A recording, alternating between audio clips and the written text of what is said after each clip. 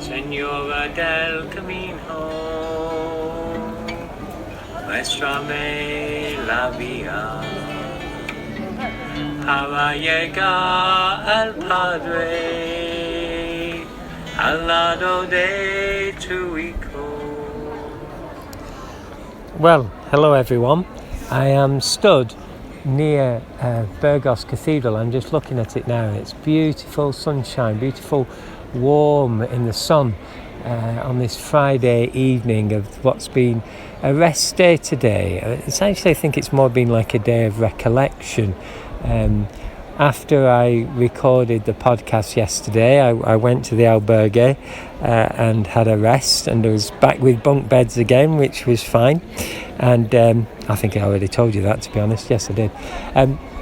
Anyway, then when I'd had a rest, I came out and found the cathedral again and had a lovely time of prayer, and then joined them for a concelebration of Mass.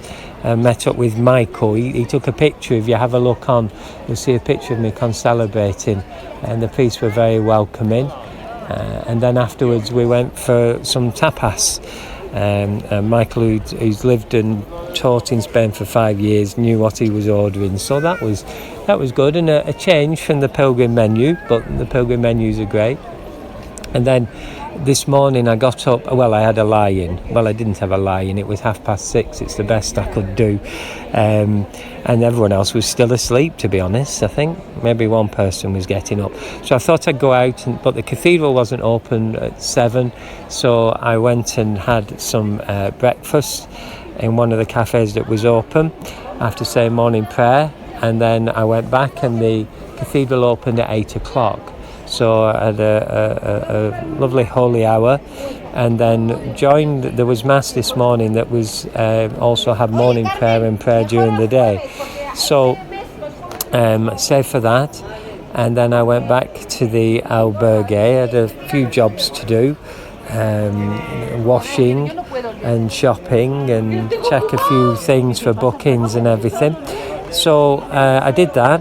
I think people here are thinking I'm just having a conversation with one person on the phone, and that's fine. I like to feel like it's a conversation with you all and that you're with me. So then when I did that, went shopping, had some lunch, made myself have a rest. I'm making sure that I'm rested, even if I want to be doing lots of things. It's about pacing. There's still a long way to go, and very much about staying in the present moment. My prayer is, and if you could pray for me, that I don't look too far ahead, but I just stay absolutely in the present moment, because it's such a great gift from God, this experience. And that's where God is, in the present moment. Yesterday evening, actually, I met a man from America called Walter, and sadly his best friend had died the day before. He just found out. Seems to be happening on the Camino this time, that people are opening up and telling me things. But I mean, not just because if they know I'm a priest, but before they know I'm a priest. So he was telling me this. So I said, well, I'm a priest, and I'll be concelebrating Mass this evening, so I'll offer the Mass for you. So that was a privilege to be able to do that. He actually ended up in the concert that was in the other part of the cathedral, but he recorded some of it, so I'm going to put that link on.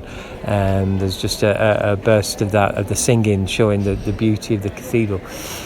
So that was that. So and then I came back to the cathedral and had a look round. The last time I was here, I didn't stay in Burgos. I went through.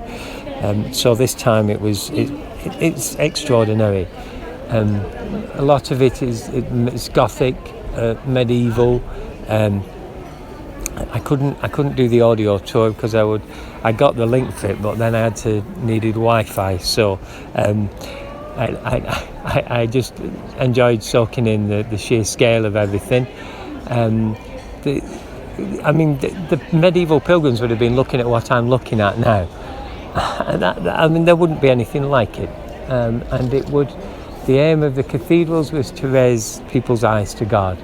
And my mum was always fascinated by the way that the people building the cathedrals knew that it was a lifelong job and they'd never see the end of it. Having been to Sagrada Familia, that's still not finished. And the scale of this and the detail, not just the scale, but the detail. And when all of that is done for the greater glory of God, it's tremendous. When it becomes about us and what we can do, then you could say, well, what's the point in it? Worshipping the creation rather than the creator. But when you look at it from the point of view of this was all done for the greater glory of God, and that so many pilgrims over the centuries have come through this way to Santiago, it is extraordinary. So then I had the chance to go back and spend an hour in front of the Blessed Sacrament, and now I've got a few bits of jobs to do. I'm just checking, making sure accommodation's booked. It's a balance between giving everything to God. That's not a balance, that's an absolute. But making sure that we've done everything that we can as well with bookings and things, not to neglect anything, so that things can go as smoothly as possible. I'm ready to go again now. These rest days are important, but it's very important to keep moving, and we're going to a very different leg of the Camino now. Like I said, there's pretty much 5 legs of the Camino for me this time, and the next leg is called the Meseta. The Meseta goes from here to Leon. A number of people don't do the Meseta, they take the bus. It's a high plateau, and it's very much a sort of desert experience, a bit like Lent is and Jesus going into the desert, and that idea of clearing everything else away so that we can be more open to God. So it's going to be flat, it's going to be straight, it's going to be long. So those are going to be a challenge for me, but I'm going to offer that up and remember all of you in my prayers. So from a wonderful, wonderful medieval Gothic site, I've been remembering you in my prayers, but it's getting time now to gear up to carry on. I just can't give up now. I've come too far from where I started from. Nobody told me that the road would be easy, and I don't believe he's brought me this far to leave me.